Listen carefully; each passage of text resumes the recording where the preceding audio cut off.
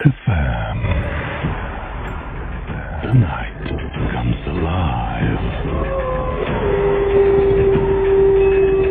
বিশ্বাস করা না করাটা আপনার ব্যাপার। এই মুহূর্তে যারা ইমেল করেন আমাকে, সেরকম একটা ইমেল আমার কাছে রয়েছে। যে ইমেলটি আমি পড়তে চাচ্ছি এবং আমাকে এসএমএস করেছেন, ইমেলটি করেছেন, hi, I am Zulkar Mamun from Chittagong, এবং তিনি বলেছেন যে আমি ভূত এফএমের একজন নিয়মিত লিসনার। আমার জীবনের কিছু চরম অভিজ্ঞতা আমি আজ আপনাদের সাথে শেয়ার করতে চাই। আমি আমার জীবনের এবং তিনি বলেছেন আমি বর্তমানে চিটাগংয়ের লালখান বাজারে থাকি। যখন আমরা প্রথম এই জায়গায় আসি তখন আমাদের এই জায়গাটি ছিল খুবই নোংরা, প্রচুর ময়লা ছিল, এবং তিনি যেটা বলছেন সেটা কোমর সমান ঘাস ছিল এখানে।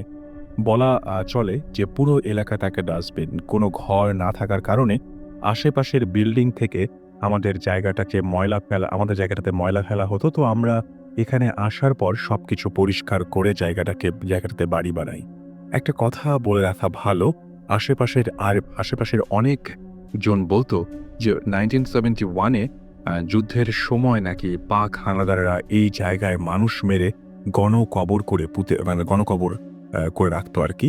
জামিয়া বাড়ি তোলার সময় কিছুই পাওয়া যায়নি।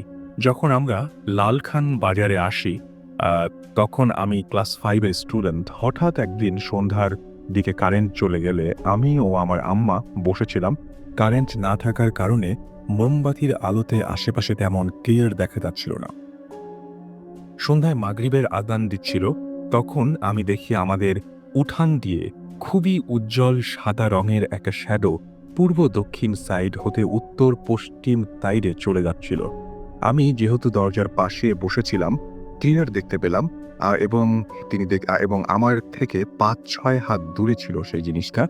আর যেহেতু সব দিকে বাউন্ডারি ওয়াল ছিল, বাহিরের মানুষ আসার প্রশ্নই আসে না। যেহেতু আমি ছোট ছিলাম, বুঝতে পারিনি, শুধু দেখলাম একটা লাশকে যদি কাফনের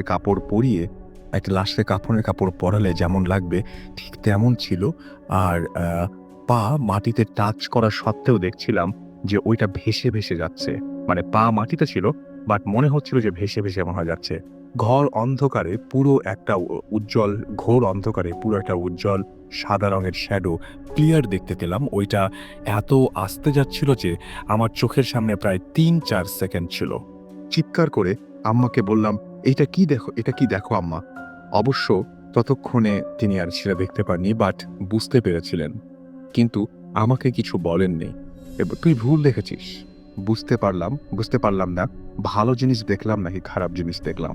আম্মা অবশ্য পরে বলেছে, তখন যদি বলতো আমি আরো বেশি ভয় পেতাম। আমাদের জায়গাটা খারাপ কিছু একটা আছে তা প্রথম বুঝে উঠতে পারেন আমার আম্মা। উনি যখন খাটে ঘুমাতে যেত, মাঝে মাঝে নাকি খাট নিচ থেকেই জোরে জোরে কেঁপে উঠত। প্রথম বুঝতে না পারলেও পরবর্তীতে বুঝতে পারতেন। আমার বড় ভাইয়াও মেজো ভাইয়া কেউ রাতে ঘুমানোর সময় মাঝে মাঝে মাথায় টোকা দিয়ে ডিস্টার্ব করতো কেউ।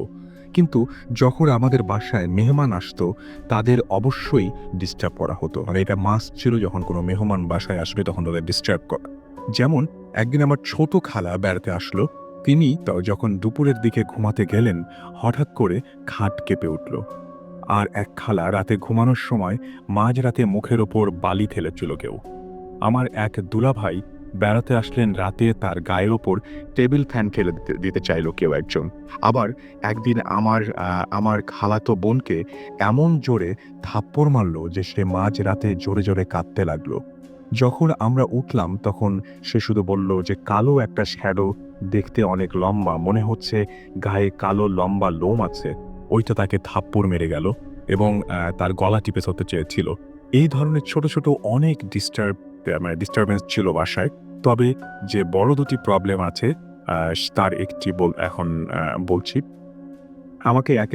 আমাকে একবারই ডিস্টার্ব করছিল, মেবি 2000 বা 2001-এর ঘটনা। আমি তখন 9-10-এর স্টুডেন্ট হব।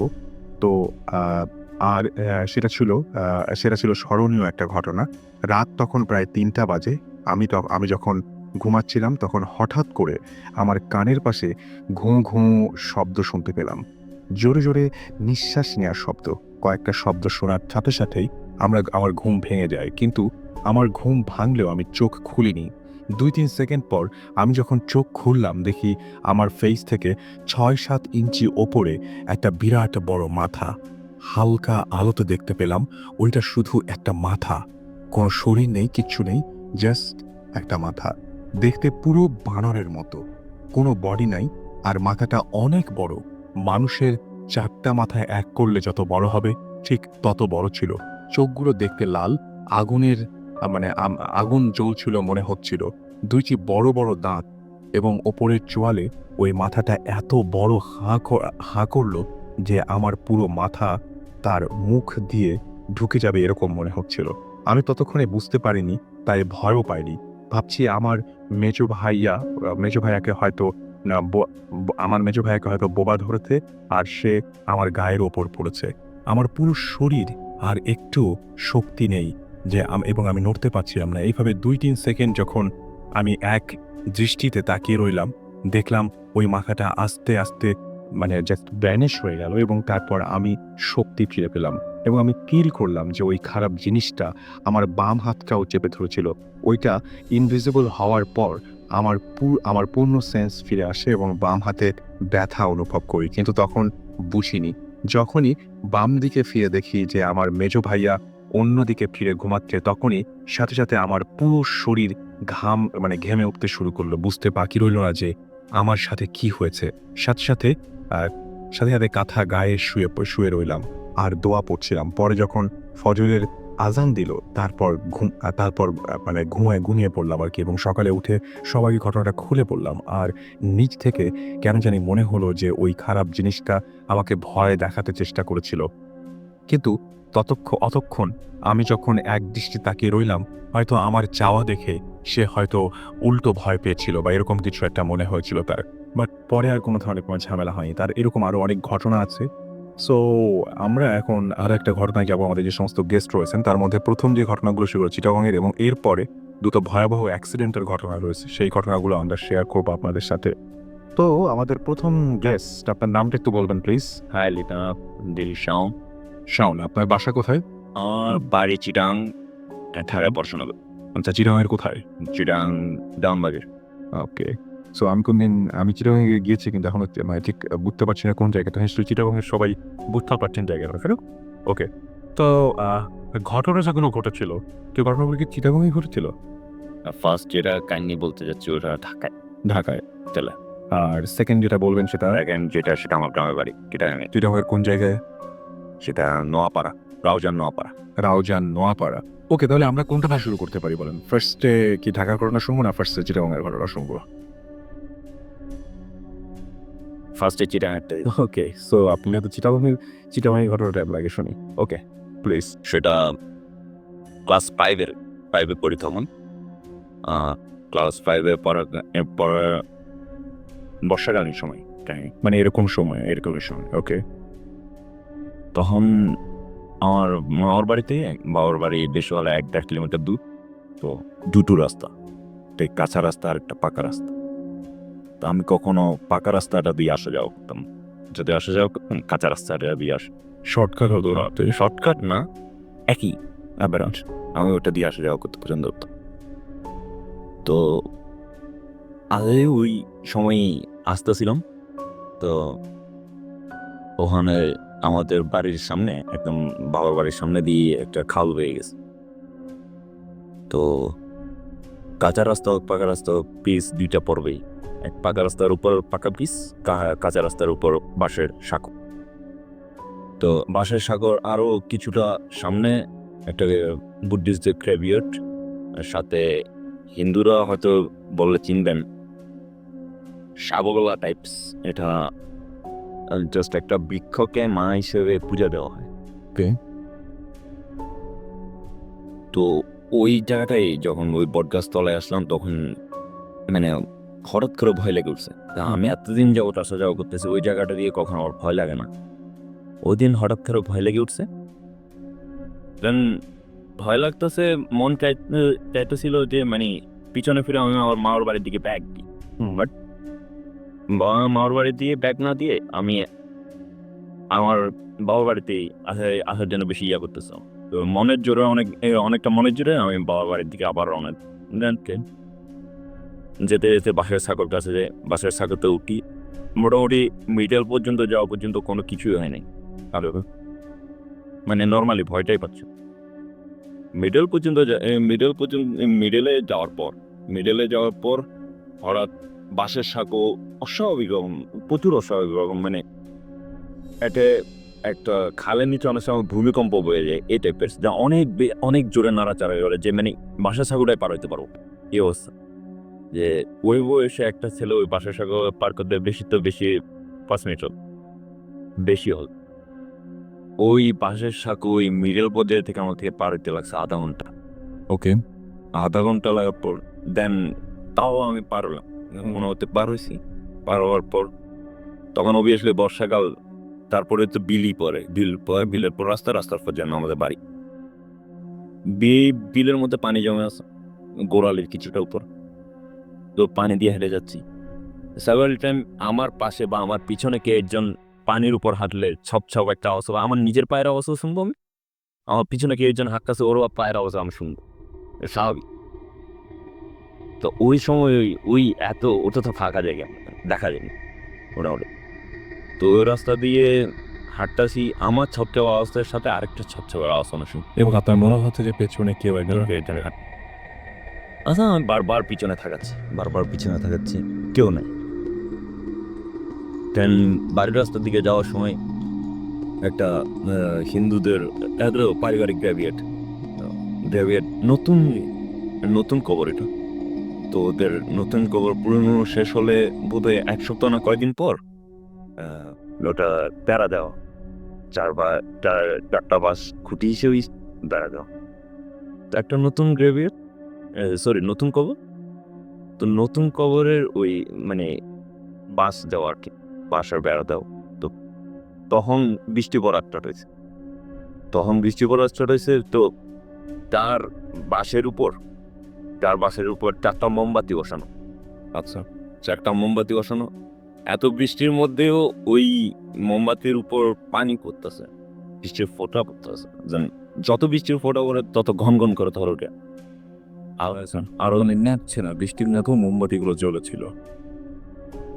ও দেখে আমি ভয়ে দৌড় দিই। সাথে আমার পায়ের আওয়াজ বেড়ে গেছে, পিছনে ছপছপানি আওয়াজ বেড়ে গেছে। দেন কোনো রকম রাস্তায় উঠে রাস্তা দিয়েও দৌড়াচ্ছি, ঠিক কি আমার পিছনে ধূপ কে একজন দৌড়াচ্ছে, এটা বুঝতে পারতেছি। তো আমি বারবার পিছনে থাকাচ্ছি, বাট কেউ নাই, ঠিক আছে। দেন দৌড়ে আমি আমাদের বাউন্ডারির ভিতরে এসে বাড়িতে চলে আসি। দৌড়ে বাড়িতে চলে আসি। দেন স্বাভাবিক হিসেবে মেনে নিতাম যদি ওই সময় আমি আর কিছু না শুনতাম, ঠিক আছে। আমাদের পারিবারিক পুকুর আছে প্রায় রাস্তার পাশেই, রাস্তা থেকে দেখা যায়। তো আমার সাহায্য চাষি পুকুরের ঘাটেই ছিল। তো পুকুর ঘাট থেকে আসছে, এসে দেখে আমি বাড়িতে আসছি। শান্তি আসছোস? হ্যাঁ আসছি। হচ্ছে তোর পিছনে দৌড়াইছিল মহিলাটাকে। হঠাৎ করে জিজ্ঞেস করলাম, এবার তোর পিছনে দৌড়াইছিল মহিলাটাকে। তখন আপনাকে যেটা আমার মনে তো পুরো ধাক্কা খাওয়ার মতো একটা, যে আমি ওনাকে কিছুটাই বলতে পারতেছি না যে মানে আমি অ্যাকচুয়ালি পিছনে কাউকে দেখি নাই, আমি ভয়েই দৌড়াইছিলাম।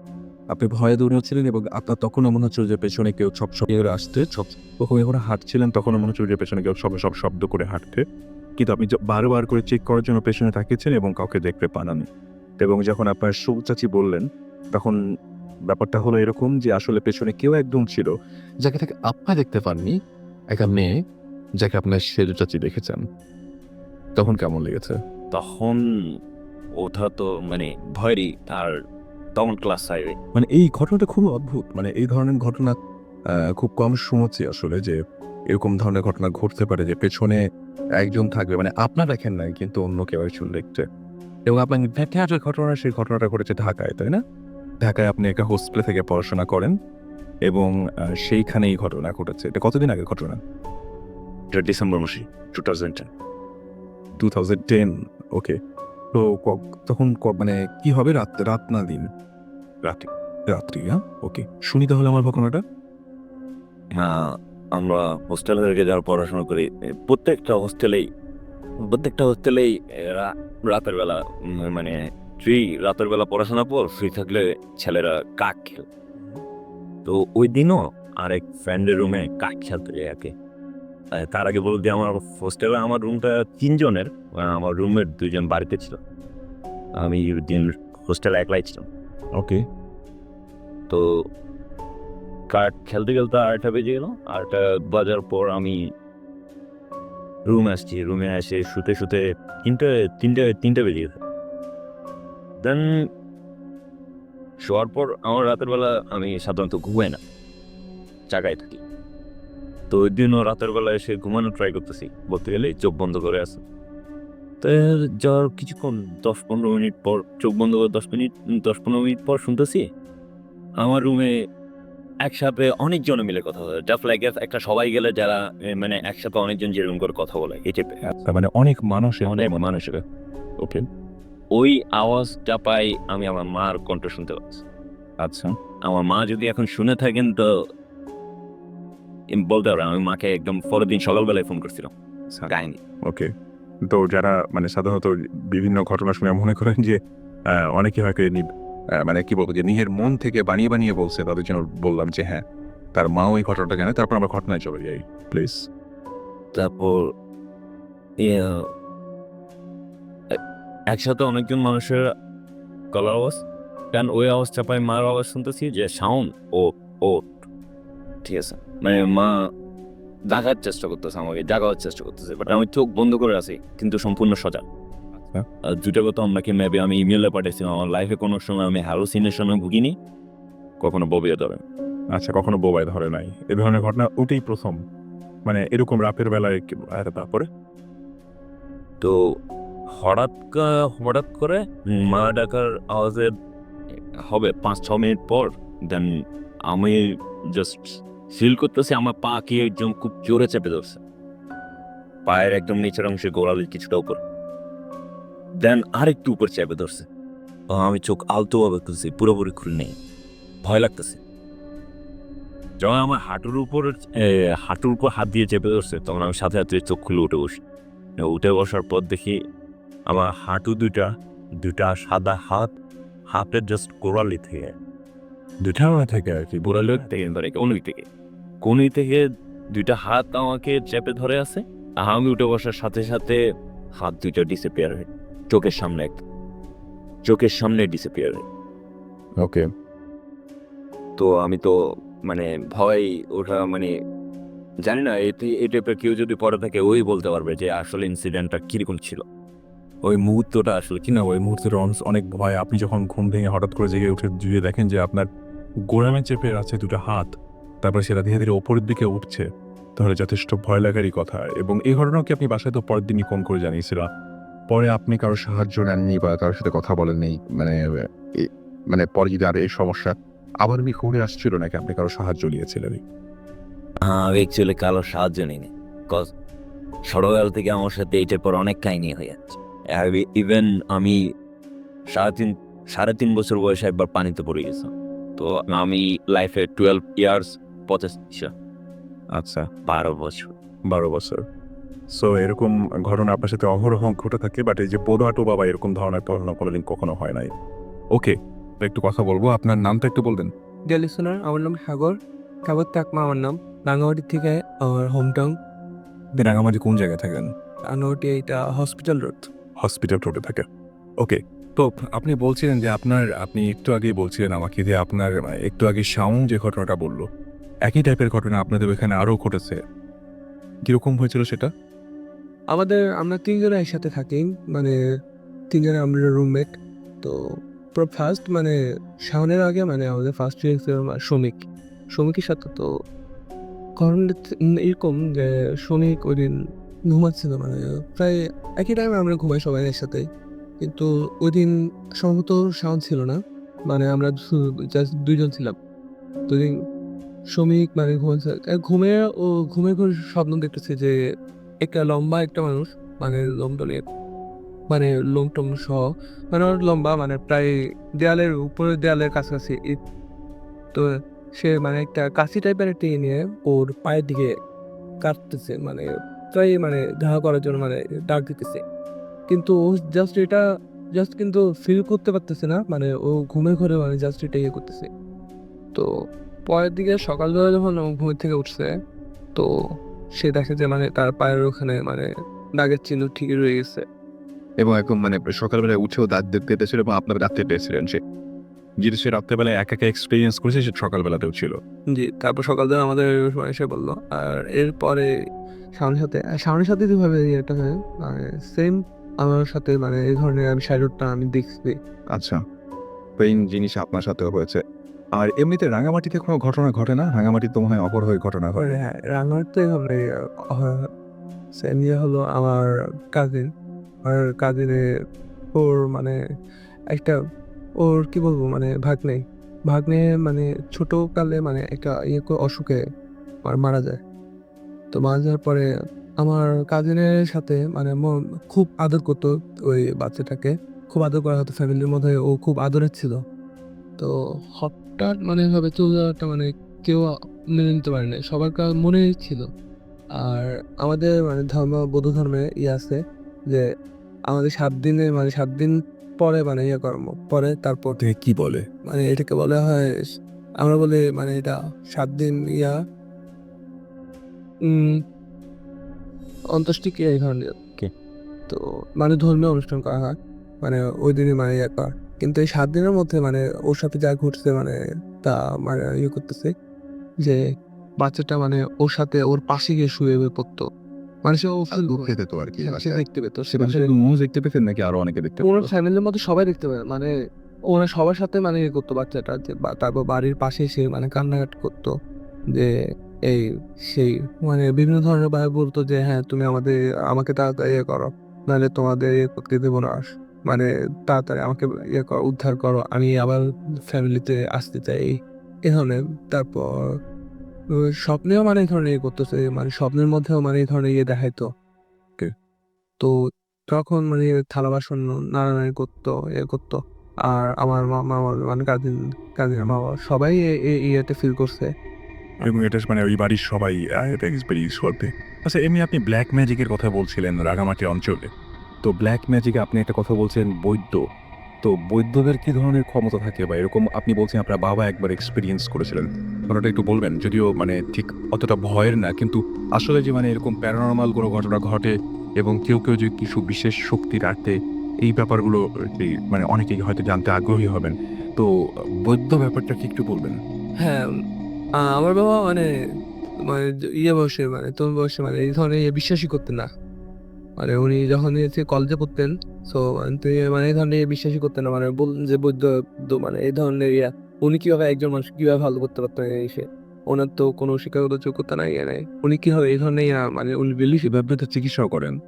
চিকিৎসা করেন বিভিন্ন ধরনের মানে রোগের চিকিৎসা, বিভিন্ন ধরনের মানে মন্ত্রের মাধ্যমে সবকিছু তো আবার একদিন বাবার ফ্রেন্ড সহ তারা 3 জন আর বাবা মানে একটা মানে চায়ের দোকানে চা খাচ্ছিলেন, তো মানে পাশের দিকে মানে উনি মানে এক বৈদ্য আর ওনাকে দেখার পরে মানে বাবার একটা হাতটা করার জন্য মানে ওনাকে কিছু একটা বলতেছিলেন। তো উনি মানে বললেন যে হ্যাঁ তোমরা তো বিশ্বাস করতেছো না, এসে আচ্ছা বাবা আমি তোমাদের এই ধরনের নিয়ে করতে চাই না, তবুও বাবারা মানে ওনাকে করতেছিলেন, বললেন, আচ্ছা ঠিক আছে তোমরা বসো। তো বাবা সহ ওনার 3জনকে ওনার গামছাটা নিয়ে জাস্ট মানে 4জনকে 4 বার দেওয়া হয়েছে। 4 বার দেওয়ার পরে যে বাবারা তোমরা একটু দয়া করে একটু উঠো। এখন যখন করতে গেছে তখন ওনারা উঠতে পারে নাই, মানে বেঞ্চটা ওনাদের সাথে শোয়ের সাথে করা ছিল, বেঞ্চ থেকে কোনোভাবেই উঠতে পারছিলেন না। পারতেছিলেন না ওনারা, কোনোভাবেই না। তো ওনারা যখন মানে অনেক করার পর উঠতে পারতেছে, যে মাফ টাফ চাওয়ার পরে তারপর উনি 4জনকে পানি খাওয়াই দিছিলেন। পানি খাওয়ানোর পর তারপর বাবারা ওইখান থেকে উঠতে পারছিল। এবং আপনি একবার বলছিলেন যে একটা বোতল কারো পেছনে গড়িয়ে আসে, এরকম একটা ঘটনা আপনি বলছিলেন, যে কি ঘটনা ছিল যেন ওটা? ওটি ছিল আমার মামার মানে ফার্স্ট যিনি মানে আমার ফার্স্ট উনি মামা মারা গেছিল আমার, মানে মানে উনি মানে ওই গ্রামের সাইড যেহেতু মানে তখন আমার জায়গাটার নাম বলতে পারবেন? বন্দুক ভাঙা বলা হয়। আচ্ছা, বন্দুক ভাঙা। বন্দুক ভাঙা বলা হয়, মানে আমাদের গ্রামের বাড়ি ওই রাঙামাটি সাইডে। তো ওখানে আমার মানে ছোটকালে খুব ছিলেন, একটু চঞ্চল ছিলেন। আর আমার দাদার শখ ছিল যে মানে একটা ছেলে হবে, হবে। কিন্তু ওই উল্টাটা হয়ে গেছে। তাই ৭ বোন ১ ভাই। টা তো হুট করে মানে এখন মামা ফার্স্ট যেহেতু হইছেন, অনেক খুশি ছিলেন সবাই মানে মনে গিয়ে। তো আমার মামা যখন মানে ছোট মানে খেলাধুলা করতে গেছে সকালের দিকে। খেলাধুলা করে এখন মানে দুপুরের দিকে খেয়ে দেয়ে আবার খেলতে গেছে। বিকাল দিকে এখন আসতেছে। তো এখন এই গ্রামে একটা প্রচলিত আছে যে মানে ওইখান দিয়ে মানে গ্রামের মধ্যে একটা শব্দ শোনা যেত। মানে সরার করে একটা মানে শব্দ মানে বোঝা যেত যে মানে কিছু একটা গাইতেছে। মানে কেউ যাইতেছে। তো বলতো যে মানে ওইটা একটা অশুভ আত্মা। এ ধরনের কিছু যে বিকালবেলা ওই রাস্তা দিয়ে হাঁটাচলা করা ভাই নিয়ম নেই, ভালো না। বলা হয়েছিল যে তুমি ওই দিক দিয়ে কোনদিন আসবে না। ওইটা কিন্তু শর্টকাট রাস্তা ছিল। মানে বাসার খেলাধুলা করবো বাসার ওই দিক দিয়ে আসে কিন্তু শর্টকাট রাস্তা ঘোরা মানে একটু দূরত্ব একটু বেশি। তো মামা ওই দিক দিয়ে মানে ওদিন মানে বেশি হয়ে গেছিল সেজন্য মানে শর্টকাট রাস্তা দিয়ে আসে। ছোট মানুষ মানে উনি এত ইয়ে করেন না। তো উনি আসতেছিলেন। তো আসার সময় উনি উপলব্ধি করলেন যে মানে পিছন দিক দিয়ে বোতল একটা ওনার শিশি, কোন একটা কাঁচের শিশি, কাঁচের শিশি ওনার পিছন দিয়ে আসতেছে। আর ওই সরার শব্দ মানে ওটা গড়ানোর শব্দ। গড়ানোর শব্দ আর সরার শব্দ মানে একটা অন্য টাইপের। আর পিছনটা মনে হতেছিল কেউ একজন ওনার পিছনে আসতেছে। তো উনি পিছন দিকে ফিরলে শুধু বোতলটাই দেখতে পেতেন। আর বোতলটা মানে স্থির, কিন্তু ওনার স্টেপের সাথে সাথে বোতলটাও শুরু করে আগা স্থান পরিবর্তন করা শুরু করছে। এখন এভাবে করার পর উনি প্রচুর পরিমাণে ভয় পেয়ে গেছিলেন। তারপর ওই কোনো মতে দৌড়ে বাসায় গিয়ে বাসায় যাওয়ার পর অজ্ঞান হয়ে গেছিলেন এই আর কি। তারপর ওনার জ্বর মানে ওইখান থেকে ওনার জ্বর প্রচুর পরিমাণে জ্বর। ওই জ্বর তো আর কোনোভাবে সম্ভব মানে আরই হইলো না কোনো বৈদ্য অথবা আর তখন ছিল গ্রাম সাইডে যে এমন ওই ধরনের ছিল না তখন মানে বৈদ্যরা সব কিছু করতেন। কোনো বৈদ্যই ঠিক করতে কোনো বৈদ্য পারেনি। ঠিক করতে পারে না। পরে এ নিয়ে মানে উনি কয়েদি আর বাঁচানো সম্ভব হয় না। আর বাঁচানো তাকে সম্ভব হয় না। বাঁচানো সম্ভব আমাদের সঙ্গে আমি বলেছিলাম দুটো অ্যাক্সিডেন্টের ঘটনা শোনাবো এবং আরও একজন আমাদের সাথে রয়েছেন। আমি তার কাছে চলে যাচ্ছি এবং আপনার নামটা বলবেন একটু? জি, আমার নাম হিমেল। হিমেল কোথা থেকে এসছেন? আমি উত্তরা থেকে এসেছি। তো হিমেল, আপনি এবং আপনার ফ্রেন্ড, কয়জন ফ্রেন্ড ছিলেন আপনারা? আমরা ওইদিন আমি সহ ৫ জন ফ্রেন্ড ছিলাম আমরা। ৫ জন ফ্রেন্ড ছিলেন এবং ভয়াবহ একটা অ্যাক্সিডেন্ট করেছেন আপনারা। এবং আরও একটা অ্যাক্সিডেন্টের ঘটনা, যেহেতু আপনাদের সঙ্গে আরেকজন ফ্রেন্ড আছেন, আমি তাকে আরেকটু পরে আনতে চাচ্ছি। উনি একদম সরাসরি হসপিটাল থেকে এসছেন, রাইট? হসপিটাল থেকে এখানে এসেছেন এবং রিল্যাক্স পেতে মনে হয় বেশ সমস্যা হচ্ছিল। সো তারপরে উনি এখানে এসছেন অ্যান্ড তিনিও আপনাদের ঘটনা শোনাবেন। So stay tune. আগে আমি আপনার ঘটনাটা শুনি। ঘটনাটা ২৮শে জুন গত মাসের ২৮ তারিখে ঘটে। তো ওই দিন আমি দুপুরের দিকে উত্তরা থাকি আমি। সো ফ্রেন্ডের সাথে আড্ডা দিচ্ছিলাম। তো আমরা ৫ ফ্রেন্ড মিলে আমি গাড়ি ড্রাইভ করছিলাম। ধানমন্ডি গেলাম। ধানমন্ডি ওখানে আমাদের কিছু ফ্রেন্ড ছিল। আমরা সবাই একসাথে আড্ডা দিলাম। তারপরে ওখান থেকে আবার আমাদের আরও কিছু ফ্রেন্ড সহ আমরা বাড়িধারা ডিওএইচএস আসলাম। ওখানে অনেকক্ষণ আড্ডা দিলাম।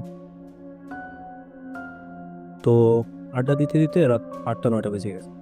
আচ্ছা, তারপর ওই যারা আমার ধানমন্ডির ফ্রেন্ডরা ছিল, বাড়িধারার ফ্রেন্ডরা ছিল, ওরা সবাই যার যার বাসায় চলে গেল। আমরা উত্তরা থেকে যারা এসেছিলাম তারা ডিনার করতে গেলাম একটা রেস্টুরেন্টে বাড়িধারাতেই। তো রেস্টুরেন্টে ঢোকার পরে আমরা খাবার অর্ডার দিলাম। খাবারের জন্য ওয়েট করছি। তো এই সময় রেস্টুরেন্টের দারোয়ান আসলো। তো এসে বললো যে ভাইয়া গাড়িটা একটু সরাতে হবে, একটা গাড়ি বের হতে পারছে না। তো আমি নিচে গেলাম। যাবার পর গাড়ি স্টার্ট দিচ্ছি, গাড়ি স্টার্ট হচ্ছে না। আমি প্রায় ৫ মিনিট ট্রাই করার পরও গাড়ি স্টার্ট হচ্ছিল না। তো আমি আবার রেস্টুরেন্টে আসলাম। এসে আমার ফ্রেন্ডদেরকে বললাম যে গাড়িতে সমস্যা হচ্ছে, গাড়ি স্টার্ট নিচ্ছে না। পরে ওরা বলছে চলো দেখি কী হয়েছে। তারপরে ওরা সবাই আসলো নিচে। আসার পরে আমার এক ফ্রেন্ড আমার কাছ থেকে চাবি নিয়ে গেল, নিয়ে বলছে যে দেখি তো কী হয়েছে গাড়ির। তো সে আর কি স্টার্ট দেওয়ার চেষ্টা করলো। তো ফার্স্ট সে অ্যাটেম্প নিল, গাড়ি স্টার্ট হয়নি। সেকেন্ড টাইম অ্যাটেম্প করার পর গাড়ি স্টার্ট হলো। তো ওই যে গাড়ি তো ঠিক আছে। বললাম যে আমি তো অনেকক্ষণ ট্রাই করছি, গাড়িটা স্টার্ট হচ্ছিল না। ওকে, আমি গাড়িটা পরে প্লেস করলাম, আরেকটা গাড়ি বের হলো। আবার আমি গাড়িটা পার্কিং প্লেসে রাখলাম। রাখার পরে আমরা সবাই আবার গেলাম ডিনার করতে। তো ডিনার শেষ করার পরে তখন রাত 11টার মতো বাজে। তো সবাই আমরা আবার নামলাম একসাথে। নামার পর আবার সবাই গাড়িতে উঠলো, তারপরে স্টার্ট দিচ্ছি, গাড়ি স্টার্ট নিচ্ছে না। অনেকক্ষণ ট্রাই করছি, গাড়ি স্টার্ট নিচ্ছে না। তারপর আবার আমার এই ফ্রেন্ড বললো, কী ব্যাপার, তো কী হয়েছে? আমি বলি, আমি তো গাড়ি স্টার্ট দিচ্ছি বাট স্টার্ট হচ্ছে না। আপনি কত বছর ধরে গাড়ি চালান? আমি প্রায় 4-5 বছর ধরে গাড়ি চালাই। তো পরে বসে দেখি কী হয়েছে। সে আবার কিটা নিল আমার কাছ থেকে, কি নেওয়ার পরে সে ট্রাই করলো। তো সেও দুবার ট্রাই করছে, স্টার্ট নেয়নি গাড়ি। থার্ড টাইম গাড়ি স্টার্ট নিছে। আচ্ছা, প্রবলেম যে গাড়ি তো ঠিক আছে। বললাম, আমি তো তোর সামনেই ট্রাই করলাম বাট গাড়িতে স্টার্ট হলো না, তুই তো দেখলি। পরে বললো, আচ্ছা ঠিক আছে, যাই স্যার নিয়ে গাড়ি চালা। তারপর আমরা 5 জন ফ্রেন্ড সবাই গাড়িতে। তো আমি গাড়ি ড্রাইভ করছি, বাড়িধারা থেকে উত্তরা যাব আমাদের সবার বাসা। তো যাচ্ছি, গাড়ি নর্মাল অ্যাজ ইউজুয়াল স্পিডে যাচ্ছে। গাড়িতে পিছে যে 3 জন ফ্রেন্ড ছিল ওরা গল্প করছে, আমি গাড়ি চালাচ্ছি, আমার পাশে এক ফ্রেন্ড বসে আছে। তারপরে গাড়ি যাচ্ছে। তো খিলক্ষেত ওভারব্রিজটা পার হওয়ার পরে, খিলক্ষেত যে জায়গাটা উত্তরা হাইওয়েতে, তো ওভারব্রিজটা পার হওয়ার পর দেখলাম যে গাড়ির রাস্তায় অত গাড়ির প্রেশার নেই অন্যান্য দিনের মতো। রাস্তাটা মোটামুটি ফাঁকা, অল্প কিছু গাড়ি। তো তারপর যেটা হলো, একটা পাজারো টাইপের একটা গাড়ি ছিল।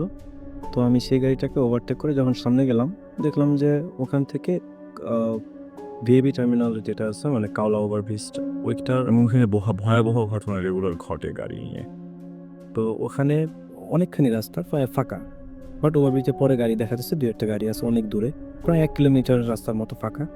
তো আমি গাড়ির মাঝখানে, মানে রাস্তার মাঝখানে লেন দিয়ে যাচ্ছিলাম। তো পিছনে ফ্রেন্ডরা গল্প করছে, আমার পাশে ফ্রেন্ড বসে আছে, আমি গাড়ি চালাচ্ছি আস্তে আস্তে। তো গাড়ি তখন অ্যারাউন্ড 80-100 স্পিডের মধ্যে ছিল। তো আমি গাড়ি চালাচ্ছি, হঠাৎ দেখি আমার গাড়ির সামনে দিয়ে একটি মানে ব্ল্যাক কালারের ফায়ার বলের মতন, যদি আপনারা বলেন, যে আমার সামনে দিয়ে জাস্ট এটা গেল আর আসলো। এটাকে আপনি একা দেখেছেন না আপনার ফ্রেন্ডও দেখেছে? সেটা বলেন। আর পাশে আমার ফ্রেন্ড ছিল, সে একটু আমি কথা বলবো, একটু পরে তার সাথে কথা বলবো এবং সে দেখেছে সেটা আমরা তার কাছ থেকে শুনে নেবো। এখন আপনি আপাতত বলেন। তো আমি যখন জিনিসটা দেখলাম, আমি তখন অতটা গুরুত্ব দিইনি যে হয়তো বা রাতের বেলা আর অন্ধকারে হয়তো ভুল দেখেছি, আমি সত্যি ভুল দেখেছি। বাট দেখার সাথে সাথে আমার ফ্রেন্ডটা আমার সাইডে বসেছিল, তো সে আমার হাত ধরলো। আমি তার মুখের দিকে তাকালাম, তার এক্সপ্রেশন ওয়াজ লাইক দ্যাট, যে হোয়াট ইজ দিস, মানে ও দেখছে জিনিসটা, আমিও দেখছি। তারপরে আমার একটু মানে নার্ভাস হয়ে গেলাম, তো আমি আস্তে গাড়িটা স্লো করার চিন্তা ভাবনা করলাম। পরে গাড়ি যাচ্ছে, ও একটু কমলো স্পিড, বাট হঠাৎ করে দেখছি আমি গাড়িটা মাঝখানে লেন থেকে ডান দিকে চলে যাচ্ছে। আচ্ছা, তো আমি স্টিয়ারিংটা আমার সোজা আছে, বাট গাড়িটা ডান দিকে আস্তে আস্তে সরে যাচ্ছে।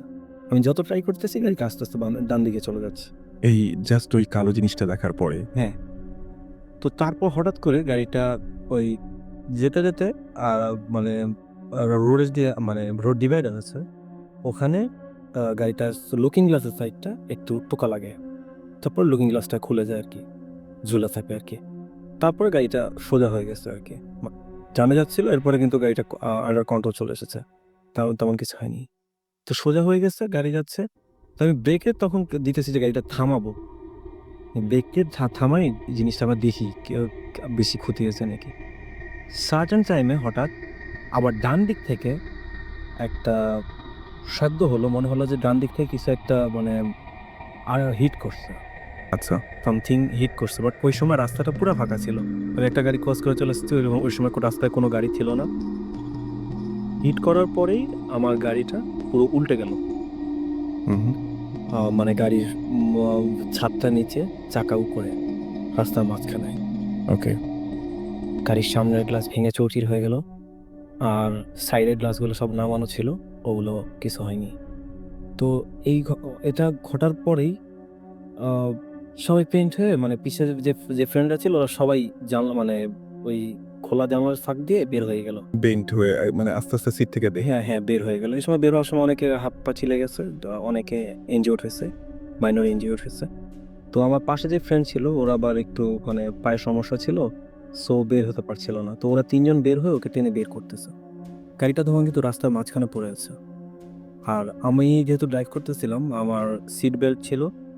তো আমাকে ওরা জিজ্ঞেস করতে বের হবে, আমি বলতেছি আমি বের হচ্ছি, আমি সিট বেল্টটা খুলছি। তোরা পরে বের হয়ে যাচ্ছে, ওরা বের হচ্ছে, আমি সিট বেল্টে নক করতে, মানে সিট বেল্টের বাটনটা প্রেস করতেছি, সিট বেল্ট খুলে গেলে আমি বের হব। বাট দ্যাট টাইম সিট বেল্টের বাটন প্রেস করার পর সিট বেল্ট খুলতেছিল না। জ্যাম হয়ে গেছে। হ্যাঁ, এটা জ্যাম হয়ে গেছে কোনো কারণে।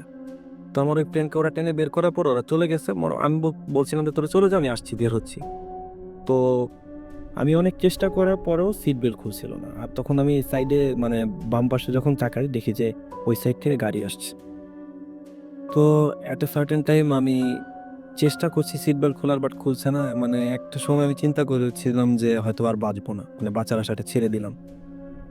ঠিক সেই সময় যেই ব্ল্যাক শ্যারোটা আমি দেখেছিলাম ওটা ঠিক মাটি থেকে মানে রাস্তার কালো পিচ থেকে অন্তত হাফ হাত বা এক হাত উঁচু দিয়ে আবার গেল এবং আসলো।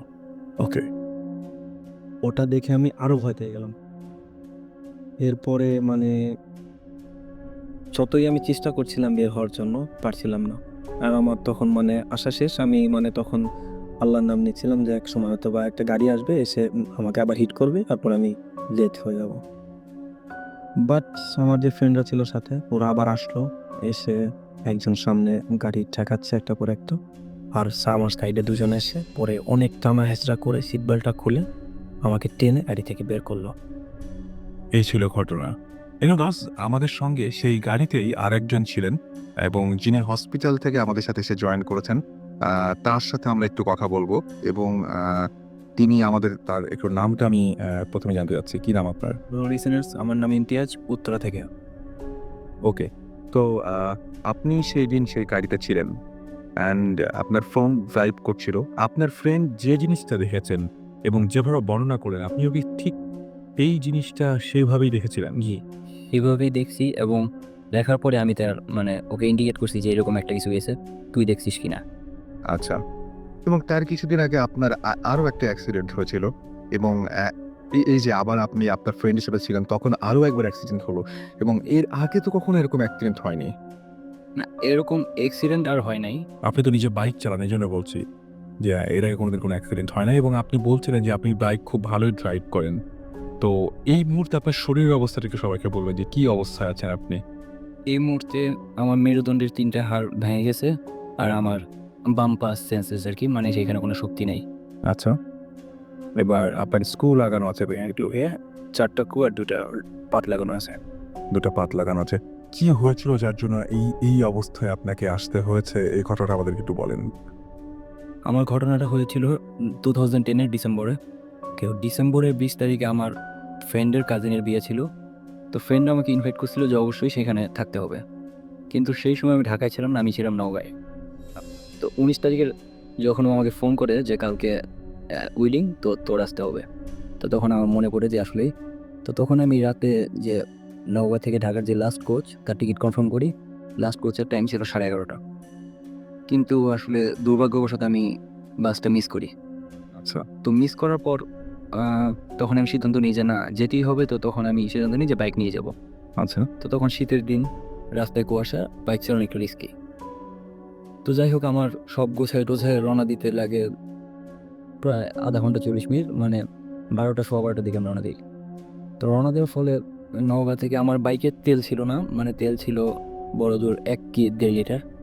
তো এই লিটারে ঢাকা আসা সম্ভব না এই তেলে। আমাদের ততক্ষণে নওগাঁয় যে ফুয়েল স্টেশনগুলো ছিল ওগুলো রাত 12টা পরই বন্ধ হয়ে যায়। তো আমি সিদ্ধান্ত নিলাম যতটুকু আছে ততটুকু আমি বগুড়া পর্যন্ত যেতে পারবো, এবং বগুড়া থেকে যখন সারা রাত স্টেশন খোলা থাকে ওখান থেকে নেওয়া যাবে। তো আমি নওগাঁ থেকে রওনা দিই। রওনা দেওয়ার ফলে বগুড়া পর্যন্ত আমার রাস্তায় কোনো সমস্যা হয় নাই। তো বগুড়া এসে আমি বাইকের ট্যাঙ্ক লোড করি। লোড করার পর আমি ওখানে ডিনারটা করি। তো ততক্ষণে প্রায় 1:30টার মতো বেজে গেছে। তো বগুড়া থেকে সিরাজগঞ্জ যে রোডটা, ওই রুটে প্রায় 15 থেকে 20 কিলোমিটার যাওয়ার পর আমার বাইকের স্পিড তখন 90 to 100। তেমন সময় হঠাৎ করে স্টার্ট অফ হয়ে যায়। ওকে। একটা রানিং বাইকে সাধারণত এরকমভাবে স্টার্ট অফ হয় না যদি তেল না থাকে বা ইঞ্জিনে কোনো প্রবলেম না থাকে, কিন্তু সেরকম কোনো প্রবলেম আমি চেক করি কিন্তু ছিল না। আমি কয়েকবার সেলফ নেওয়ার ট্রাই করি কিন্তু সেলফ নেয় না। তারপর আরও 5-10 মিনিট আমি যখন মানে বাইকটা চেক করি যে কোনো সমস্যা হইতেছে কিনা, তেলের লাইন ঠিক মতো আছে, ইঞ্জিনে কোনো প্রবলেম নেই, আবার ভাবলাম যে শীতে ঠান্ডায় জ্যাম হয়ে গেল না, কিন্তু আমি তো এই রান করে আসছি এতক্ষণ। তো যাই হোক, আরও 10-15 বার ট্রাই করার পরে বাইক স্টার্ট নেয়। তো স্টার্ট নেওয়ার পরে আমি 5-7 মিনিট গেছি। তো এমন সময় হঠাৎ করে আমি ফিল করতেছি আমার পিছে কে একজন আছে। বাইকের পেছনে। কারণ আমি বাইক 5 নাম্বার গিয়ার ছিল, আমি যখন 6 নাম্বার গিয়ারে শিফট করি তখন একটা ধাক্কা লাগে, মানে বাইকে গিয়ার চেঞ্জ করলে একটা ধাক্কা লাগে। তো ধাক্কা লাগার পরে আমি ফিল করি যে আমার পিছিয়ে কেউ একজন আছে, কারণ তার আমার শরীরের সাথে তার শরীরে স্পর্শ লাগছে। তো এরকম করে আমি আর একটু শিওর হওয়ার জন্য আমি ইচ্ছা করে কয়েকবার ব্রেক করি। তো ব্রেক করার পরে আমি বুঝতেছি হ্যাঁ ধাক্কা লাগছে, মানে পিছনে যে বসে থাকলে কেউ যদি মানে ব্যালেন্সটা ঠিক না রাখতে পারে, পিঠের উপরে এসে পড়ে, সেরকম একটা ফিল আপনি পাচ্ছিলেন। তো ধাক্কা লাগতেছে, এরকম সময় আমি একটু মানে নার্ভাস ফিল করি আর ভয় পাই, সোজা কথায় ভয় পাই। তো ভয় হওয়ার পরে এখন আমি কী করবো, মানে আমি আশেপাশে মানে মানে লোকজন বা দোকান এরকম কিছু খুঁজতেছি, কিন্তু হাইওয়েতে আসলে পাওয়া যায় না। তো যাই হোক কিছু দূর উপরে একটা দোকান যাই, দোকানটা প্রায় মানে বন্ধ করতেছে। ওইখানে যাই হোক ওখানে 10-15 মিনিট আমি বলি যে কিছুক্ষণ থেকে আমি আগে একটু রিল্যাক্স হয়ে নিই, তারপরে হয়তো আমি ব্যাপারটা নাও তৈরি করতে পারি, ভিতরে হাই মনে হয়ে যেতে পারে। তো দোকানটা বন্ধ করার পর ওইখানে আর একা বসে থাকার কোনো কারণ নেই, কারণ আমি আবার স্টার্ট নেওয়ার পরে আবার যখন যাইতেছি আমি এবারও ফিল করতেছি না সামথিং ইজ রং, পিছে কেউ একজন আছে এবং আমি স্পষ্ট ফিল করতে পারতেছি। যদিও শীতের দিনে আমার গায়ে জ্যাকেট ছিল, তারপর আমি স্পষ্ট পেয়েছি যে পিছে শীতল একটা কিছু কিছু একটা বাইকের বাতাসটা, ঠান্ডা বাতাসটা আমার সামনের দিক দিয়ে ফেস করতেছি, পিছের দিক দিয়ে লাগার কোনো কথা না, কিন্তু পিছের দিক দিয়ে আমি ফিল করতেছি। তো যাই হোক আপনার এমন সময় আরও 20-25 মিনিট যাওয়ার পরে এই অবস্থায় আমি তখন স্পিড বাড়াই দিছি যে আমার যেমন হোক কোনো একটা জায়গায় আমার থামতে হবে, আমি এইভাবে যেতে পারবো না ঢাকায়। তো যাওয়ার পর সামনে আমি একটা হাইওয়ে কোচ দেখতে পাই, তো হাইওয়ে কোচটাকে আমি ওভারটেক করি। তো ওভারটেক করে আমার একটা স্পিডে রাখি যাতে হাইওয়ে কোচের হেডলাইটটা আমার ব্যাকে থাকে, মানে কোনো কিছু যাতে হইলেও যাতে তারা রেখে হাইওয়ে কোচটা যাতে আমাকে ওভারটেক না করতে পারে, এরকম একটা স্পিড রেখে যাওয়ার পরে তো কিছুক্ষণ পরে প্রায় আরও কিছুক্ষণ যাওয়ার পর হাইওয়ে কোচটা রেস্টুরেন্টে ঢুকে যায় হাইওয়ে ভিলা। তো ওখানে ঢোকার পর আমিও ওয়েট করি, আরেকটা বাস বের হয়, এইভাবে আমি যমুনা সেতু পর্যন্ত আসি। তো আসার পরে এখানে আসার পর আর কোনো সমস্যা হয় না, কারণ ওই রাস্তা অনেক গাড়ি ঘোড়া। তো আসার পর আমি 7টা-7:30টার দিকে বাসায় ফিরি। তো বাসায় ফিরে আমি ফ্রেশ ট্রেশ হয়ে ঘুম দিই। তো ঘুম দিয়ে এবং আমি লিসনারদের বলবো যারা শুনছেন যে উনি অনেক ভালো বাইক চালান, আমি কয়েকবার করে তার কাছ থেকে শিওর হয়ে গিয়েছিলাম, এবং আগের দিন রাতের বেলার ঘটনা উনি বলছেন, এবং এতটা দূর জার্নি করেও কিন্তু তারপরেও কোনো ধরনের কোনো অ্যাক্সিডেন্টের কোনো একটা ইয়ে ছিল না। বাট মানে ব্যাপারটা শুরু হচ্ছিল আগের দিন রাত থেকে। ওকে, তারপরে তো তারপর আমার যেহেতু পরের দিন বিয়ের অনুষ্ঠানে যেতে হবে, তো আমি 5:30টায় রওনা দিই। তো আমি আসলে বিয়ের লোকেশনটা আমি একজ্যাক্ট চিনি না। তো আমার পাশের রোডে যে ফ্রেন্ড থাকে তাকে নিয়ে যাব। তো নিয়ে যাওয়ার ফলে আমি যখন গ্যারেজ থেকে বাইক করবো, বাইর করার সময় স্লিপ কাটে বা কীভাবে পড়ি সেটা আমি বলতে পারতেছি না, কারণ ওইখান থেকে আমি প্রতিদিন ওঠানামা করি, কোনো দিন কোনো সমস্যা হয় না। সেই দিনে আমি পড়ে গেছি। তো করে যাওয়ার পরে আমি ভাবলাম যে হয়তো বাজার টাজা পড়ছে, আমি একটু রেস্ট নিই কিছুক্ষণ। রেস্ট নিয়ে তারপর ওই ফ্রেন্ডকে ফোন করলাম যে আয়। তারপর গেলাম বিয়ে বাড়িতে। যাওয়ার সময় কোনো প্রভাব নেই। তো ওইখানে থাকার পরে আস্তে আস্তে 11টার দিকে রওনা দিই ওখান থেকে। তো রওনা দেওয়ার ফলে যখন প্রায় অর্ধেকের কাছাকাছি এসে উঠি, তখন হঠাৎ করে ফ্রেন্ড আমাকে বলতেছে যে আমি সেলফোন রেখে আসছি। আমি বললাম সেলফোন ঠিক আছে, রিটার্ন করিয়া। তো আবার গেলাম। তো ওইখানে আবার ফিরতে মানে আবার ফ্রেন্ডের সাথে দেখা করে সেলফোন নিয়ে ফিরতে 1টা বেজে যায়। 1টা বেজে যাওয়ার পরে তখন মানে রোড একদম ফাঁকা। তো ওইখানে আমি বারবার মানে রাফ চালাইতেছি না, আমি নর্মাল স্পিডে চালাইছি, কিন্তু বারবার মানে অন্যরকম চালাই গেছি। সাধারণত যেভাবে চালাই সেভাবে না, একটু পর আমি ব্রেক করতেছি, এটা করতেছি সেটা করতেছি, জিগজ্যাগ দিতেছি আর অনেক ধরনের। তো আমার ফ্রেন্ড বলতেছে তুই এরকম করতেছিস কেন? আমি বললাম আশ্চর্য, আমার সামনে দিয়ে একটার পর একটা এই যেগুলা কুকুর পাড়িতেছে, বিড়াল পাড়িতেছে, এগুলো কিছু দেখতেছিস না? তো বলতেছে না এরকম তো কিছু আমি দেখতেছি না। তো যাই হোক আর কিছু যাওয়ার পর আমার ফ্রেন্ড বলে তুই ব্রেক কর। আমি ব্রেক করলাম। ব্রেক করার পর তোর চালানোর দরকার নেই, আমি চালাই, তোর হয়তো অসুবিধা হইতেছে, কালকে সারাটা জার্নি করে আসছিস। তা আমি আবার আমার কালকে রাতে কাহিনীটা কাউকে মানে বলার আমি সুযোগ পাইনি ওকে। তো যাই হোক ও যখন চালায়, ও চালানোর পর কোনো প্রবলেম নেই, ও স্মুথলি চালাইতেছিল। তো চালানোর পর আপনার আরও 20-25 মিনিট পর আমি দেখতেছি সামনে একটা লোক, সাদা পাঞ্জাবি কি সাদা শার্ট পরা সেটা আমি ঠিক বলতে পারবো না, সাদা একটা কিছু পরে সে রোড ক্রস করতেছে। ঠিক আছে, তাই আমি ভাবছি যে আমার ফ্রেন্ড সেটা দেখছে, সে সেটা দেখে সেই কথা। কোনো ফাঁকা রাস্তা, কিচ্ছু নাই ছাড়া। ওকে, তো ওই লোকটা রোড ক্রস করতেছে, যখন প্রায় কাছাকাছি এসে পড়ছি তখন আমি বলছি কি তুই বাইক ব্রেক করতেছিস না কেন? ও বলছে ব্রেক করবো কেন? আমি বললাম আরে সামনে মানুষ তো। ও বলে কই মানুষ? এই কথাটা বললো আর সাথে একটা ক্র্যাশ হলো। তারপরে আমি সেন্সলেস হয়ে যাই, আমার জ্ঞান ফিরে পরের দিন হসপিটালে। তো হসপিটালে যখন আমি প্রথমে জিজ্ঞেস করলাম ফ্রেন্ডের কী অবস্থা, দেখি ওর কিছুই হয় নাই, শুধু পায়ের একটা জায়গায় একটু ছিলছে। তো ওকে আমি বলছি কীভাবে কী হইলো, আর আমি তখন দেখতেছি যে আমি শরীরের মানে বুকের নিচে কিছু নাড়িতে পারতেছি না, হাত পা প্যারালাইজড হয়ে গেছে। তাই আমি বললাম, তখন ও বললো যে আমি কিছুই জানি না। আমি বললাম কেন? আর একটা লোক ছিল সামনে এই সেই। তখন ও বলতেছে যে না, আমি ওইখানে ক্র্যাশ করার পরে তুই তো মানে অনেক দূরে গিয়ে বাইক হেয়েছিস সাইলেন্টের সাথে, তুই সাথে সাথে সেন্সলেস হয়ে যাস, কিন্তু আমার তেমন কিছু হয় না, আমি ওখানে দাঁড়িয়েছিলাম, তোকে ধরি কিন্তু ওইখানে কেউ ছিল না, এবং আমি যেটা বুঝতে পারছি সেটা সামনে দিয়ে আমার হিট করছে, আমি ব্রেক করার চান্সও পাই নেই। মানে কিছু একটা এসে বাধা একদম সঙ্গে সঙ্গে, বাট সামনে তো রাস্তার সামনে তো এরকম হুট করে তো থাকার কথা না, আর পিওমেকে ধরাকলো এইভাবে পড়ার কথা না। রাইট? স্পিড ব্রেকার থাকলেও সেভাবে পড়ার কথা না, এবং আপনি দেখাচ্ছিলেন সেই লোকটাকে, কিন্তু সে দৃষ্টি করে নাই। বাট তার খুব আজব লেগেছে যে হঠাৎ করে এরকম কিসে বাধা পড়লো, এবং কিসে বাধা বললাম, আমি ওকে বা কিসের কথা বললাম, কারণ রোডটা খালি ছিল। এবং আপনাদের দুজনের কাছে এই ব্যাপারটা এখন রহস্যই থেকে গেছে যে কিভাবে অ্যাক্সিডেন্টটা হলো। এবং আপনি তার আগের দিন রাতের বেলা যেটা বলছিলেন যে আপনি ফিল করছিলেন যে বাইকে আপনার পেছনে কেউ আছে। ওকে, তো এর হচ্ছে ঘটনা, এবং আপনি বলছিলেন যে এই ঘটনাটার কারণে আপনার জীবনটাই মানে পুরোপুরি অন্যরকম হয়ে গেছে, রাইট? এবং মানে আপনি আসলেই কি মনে হয় যে এই অ্যাক্সিডেন্টের পেছনে প্যারানরমাল কিছু ছিল, বা আপনার তখনই কি মনে হয়েছিল যে মানে কি মনে হয়, আপনি একটা কিছু বলেন আর কি আমার। হ্যাঁ, মনে হয়, আমি 100% শিওর যে প্যারানর্মাল কিছু ছিল, কারণ আমার ফ্রেন্ডও যথেষ্ট ধরতে গেলে আমার চেয়ে ভালোই বাইক চালায়। ওর বহনে এরকমভাবে অ্যাক্সিডেন্ট আমরা অনেক করছি, কিন্তু এই ধরনের রাতেও আমরা গাড়ি অনেক চালাইছি, কিন্তু এই ধরনের সিচুয়েশনের কোনো আমরা ফেস করি নাই। এটা আমার লাইফে ফার্স্ট। রাইট। এবং আমার কাছে খুবই অদ্ভুত লেগেছে যে আপনি দেখেছেন, সে দেখেনি, কিন্তু বাড়াতে খেয়েছেন, এবং রাস্তার মাঝখানে যেখানে হচ্ছে আপনি বলেন সামনে পুরো ফাঁকা, হাত সম্পূর্ণ ফাঁকা, এবং বাস টাস কোনো কিছুর কোনো ইয়ে নেই, এবং আশেপাশের মানুষজন নিশ্চয়ই তখন আপনাদের এসে সাহায্যও করেছিলেন, তারাও নিশ্চয়ই এরকম কোনো কিছু দেখেন নাই।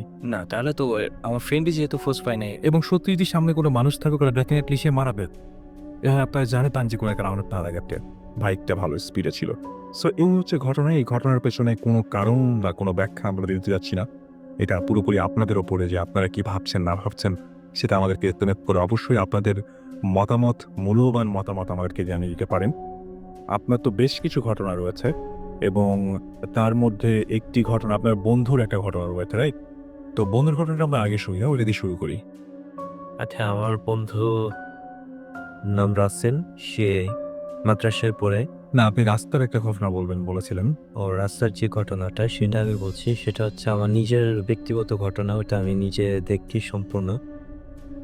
ওই গ্রামটাতে, আমি যে গ্রামটাতে, সেটা আমার নানুর বাড়ি গ্রাম। ওই গ্রামটাতে কারেন্ট নাই, বিদ্যুৎ সংযোগ অনেক দিন ধরেই নেই, এবং খুব নির্জন একটা গ্রাম, আর জংলা জংলা টংলা আছে রাস্তার দুই ধারে। এখন আমি হঠাৎ করে বাড়ি ফিরছি, তখন প্রায় বাজে রাত্রে 1টার উপরে। এখন ওই বাড়ি ফেরার পথে যে আমার সামনে মসজিদের কাছে যাইতেই আমি দেখি যে একটা লোক জামা কাপড় বিহীন, সে মোটামুটি 6 থেকে 7 ফুটের উপরে লম্বা, মিনিমাম 7 ফুট তার গঠন। সে আমার রাস্তার পথের সামনে থেকে সে আমার বাম দিকে হেঁটে যাচ্ছে। বাম দিকে হচ্ছে মসজিদের সামনে একটা কল। ওকে, এখন আমি এটা দেখে থমকে যাই, তারপরেও আমি আর ভয় না পেয়ে মোটামুটি ভয় পেয়েছি, আমি সামনের দিকে এগিয়ে যাই। এখন সে যাকে আমি, ওই লোকটাকে দেখছি, ওই লোকটা যে পর্যায়ে থেকে আমার বাম দিকে চলে গেছে, ঠিক ওই পর্যায়ে যখন আমি গেছি, তখন আমার মনে হইলো আমি কি একটু দেখি কলের পার তো সে গেল, লোকটা কি আসলে আছে কি না। কিন্তু তখন আমি গিয়ে দেখলাম যে ওই ঘাটটা ঘুরাইতেই আমি কলটা দেখতে পাইছি, কিন্তু ওই জায়গায় কোনো লোকজন আর আমি দেখি নাই। পরে আর দেখতে পান না? পরে আর দেখতে পাই নাই, কিন্তু এরকম আরো কয়েকজনের কাছ থেকে আমি শুনছি যে ঘটনা, এই টাইপের ঘটনা অনেক। যে ওইখানে এটা যে কোন জায়গায় ঘটনা বলবেন, বলবেন এটা বললাম।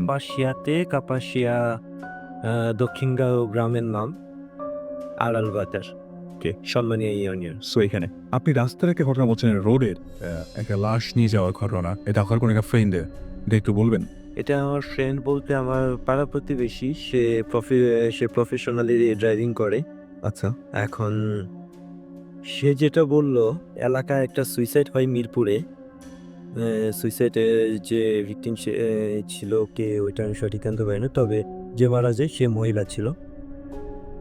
এখন তার লাশটা হচ্ছে মানিকগঞ্জ নিবে, ওই জায়গায় দাফন করবে, কিন্তু কোনো ড্রাইভার কেন জানি ওই দিন রাতের বেলা যখনই শুনছে যে এটা সুইসাইডের কেস বা আরও ঘটনার ডিটেলস জানছে, কেউ যাইতে রাজি হয়নি। পরে যে ছেলেটার কথা বলতেছিলাম, আপনি যাকে ফ্রেন্ড বলতেছিলেন, সে ফ্রেন্ড প্লাস আমার এলাকাবাসী, সে রাজি হয়েছে যে আমি নিয়ে যাব। আমি মোটামুটি একটু জানি, আমি দরকার পরে আমি নিয়ে যাব, সমস্যা নাই। আপনারা কে কে গাড়িতে যাবেন, গাড়িতে উঠেন, আর লাশটা যেহেতু ট্যাক্সি ক্যাবে নিব সেহেতু আমার ছাদের উপরে কফিন তখন ছিলই, টিন করা হয়ে গেছে গাড়ির সাথে, সেটা আপনার দড়ি দিয়ে বেঁধে নিছে নর্মালি যেভাবে নেয় একটা ট্যাক্সি ক্যাবে। এখন সে মানিকগঞ্জে পৌঁছানোর আগে মেন রোডের কোনো একটা মাইলস্টোনের কাছে কে বাড়ি থেকে প্রায় নিয়ার 10 কিলোমিটার যে জায়গায় সে যাবে, আচ্ছা। ওই জায়গাটায় হঠাৎ করে আপনার গাড়িতে একটা শব্দ হয় যে কিছু একটা খুলে পড়লো বা কিছু। সে মূলত গাড়িটা হালকা একটু ব্রেক করে সে নেমে দেখে যে গাড়িতে না সব কিছু ঠিক আছে। লাশটা ওইভাবে আর কি, কফিনটা ওইভাবে বাঁধা, ওইটা আর দেখার ইয়ে হয়নি। পরে যাই হোক সে আবার গাড়ি স্টার্ট দিল, গাড়িও স্টার্ট নিল।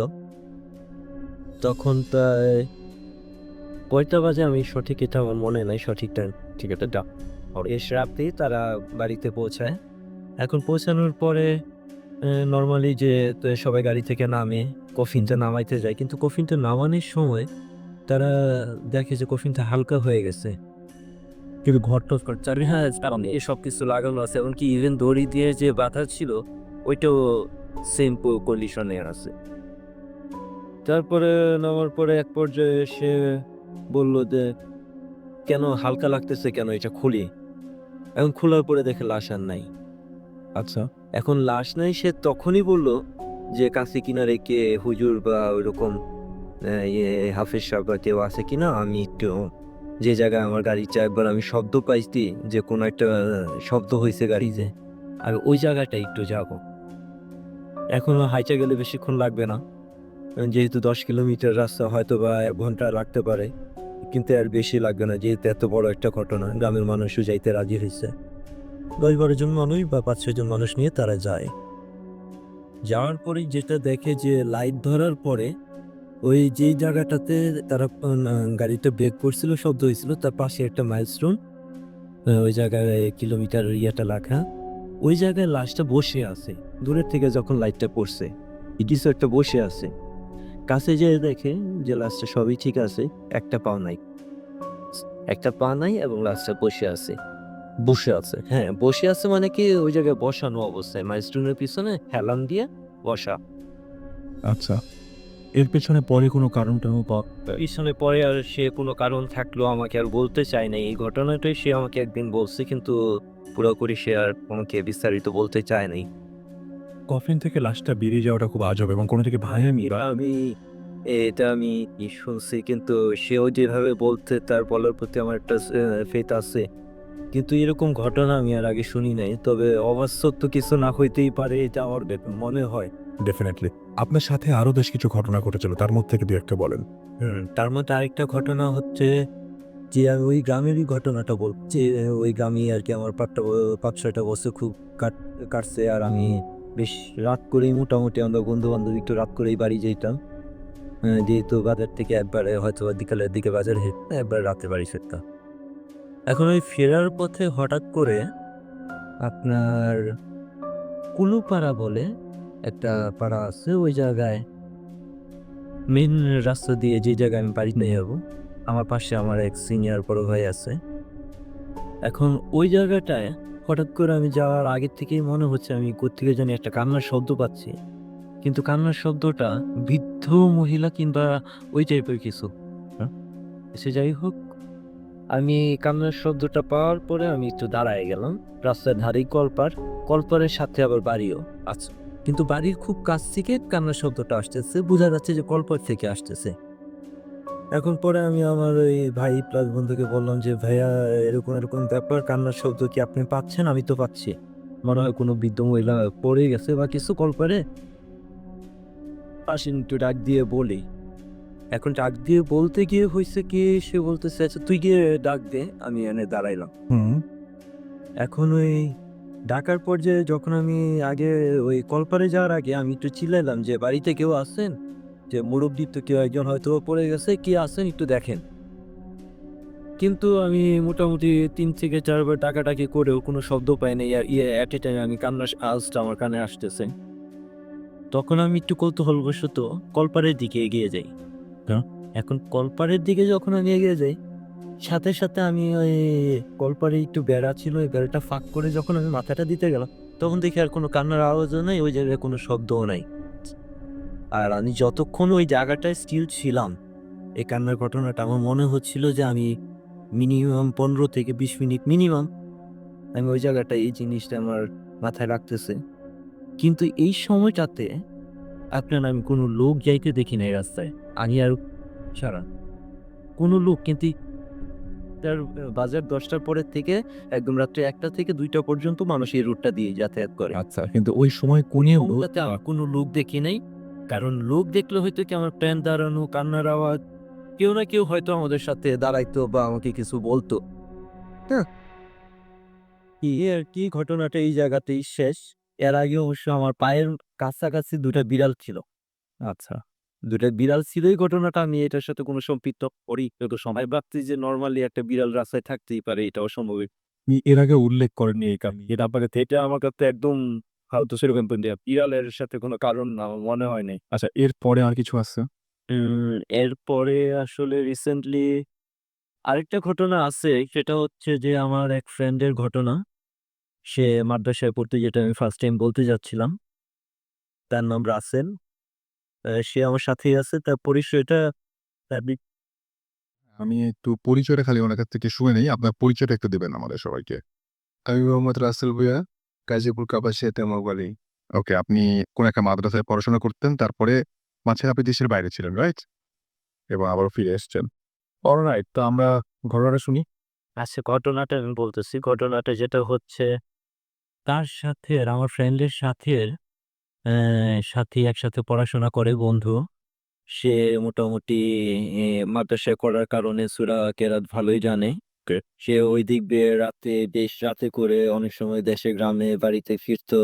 ওই সময় আড্ডা দিত। সে বলতো যে এইগুলা জিনিসগুলা নিয়ে তো আমি ভয় পাই না। নরমালি সে ওই ধরনের একটা মন নিয়ে চলে। আচ্ছা, যাই হোক, সে হঠাৎ করে রাতে ৩টার দিকে বাথরুম পায়। সে বাথরুমে যাওয়ার জন্য বের হয়। বের হওয়ার পরে তার মোটামুটি তেমন কোনো ঘটনা এই কাছাকাছি সময় আমরা শুনতে পাই না। যখন আমরা ৪টার দিকে ওই আমার ফ্রেন্ডটা যখন সে ৪:৩০ বা ৪:৫টার দিকে ফজরের আজানের আগে সেও বাথরুমে যাইতে নেয়। এখন ওই পর্যায়ে যাওয়ার এক পর্যায়ে সে কিছু শব্দ পায়, গুঙ্গানির মতো শব্দ। মানুষ যেরকম গুঙ্গায় অসুস্থ থাকলে বা কোনো ব্যথা-ট্যাথা পাইলে তেমনি এরকম শব্দ পায়। স্বভাবত সে শব্দ পাওয়ার পরে একটু আগাইতে যায়। আগাইতে যাইতে গেলে দেখা যায় যে একটা ওয়াল আছে ওই জায়গায়। বাউন্ডারির ওই পাশে শব্দটা ক্লিয়ার বোঝা যাচ্ছে। সে তখন একটু ফর্সাও হইছে, প্লাস শব্দটাও একটু বাড়তেছে। এখন পিছনে আবার কিন্তু নর্দমা নোংরা। এখন সে আবার এটা দেখলো যে কারো একটা মাথা দেখা যাচ্ছে, ময়লার মধ্যে কারো একটা মাথা দেখা যাচ্ছে। সে নর্দমার মধ্যে। তার গলার নিচটুকু মাটিতে ডাবানো, পুরাপুরি ডাবানো। সে তখন ওই তার যে প্রিন্সিপাল আছে, যে হুজুর আছে, ওনাকে ডাইকা নিয়ে গেল। সে আবার এই কতজন লোক স্টুডেন্ট আছে সেগুলা কাউন্ট করলো। কাউন্ট করে দেখে না 1 মিসিং। যে মিসিং ওই ছেলেটাই ওই জায়গায়। তখন তাকে উদ্ধার করা হয় ওই জায়গা থেকে। উদ্ধার করার পরে যেটা জানা যায়, সে আপনার রাতের বেলাতে যখন বের হয় বাথরুমে যাওয়ার উদ্দেশ্যে, ওই পর্যায়ে সে কোনো কিছু একটা দেখতে পায়। পরী টাইপের কিছু, সে যেটা বলল যে এটা খুব সুন্দর একটা মেয়ে দেখতে পায়। এখন তাকে ইশারা করতে থাকে। সে তখন আর কোনো কারণে ওই জায়গাটায় না যেয়ে আর পারে না। তার পেছনে দিয়ে তার বা চোখ দিয়ে হয়তোবা কোনো কারণে লোপ পায়। তো সে তার ইশারায় হাতছানি দিতে সে কিন্তু যাইতে থাকে। অলরেডি এট এ টাইম সে ওই ওয়ালটা ক্রস করে সে নর্দমার পানির মধ্যে সে ঢুকে যায়। সে যেটা বলে তাকে এ লাস্টের দিকে তার ফেজের মধ্যে যেটা দেখা যায় যে উদ্ধার করার সময় যে তার ফেজের মধ্যে অনেকগুলা দাঁত পাওয়া যায়। খামচানোর অনেকগুলা দাঁত পাওয়া যায়। এমনকি সে পানিতেও, এই নোংরা পানিতেও অনেক হাবুডুবু খাইছে। সে আরকি বাঁচার মতো তার কোনো, সে খালি এইটুকুই বলছিল যে, "আমি আর কিছু বুঝতে পারি নাই। শুধু আমি পানিতে ইয়ে করতেছি, আমাকে কেউ খামচাচ্ছে, চুলকাচ্ছে আরকি আমাকে মেরে ফেলবে এরকম একটা ভয় আমি পাইতে, আর আমি এই কাদার মধ্যে কিভাবে ঢুকলাম আমি আর এটা বলতে পারব না।" অলরাইট। সো এই ছিল ঘটনা। কিন্তু আজকে সময় মোটামুটি থ্যাংক ইউ আমাদের এখানে আসার জন্য।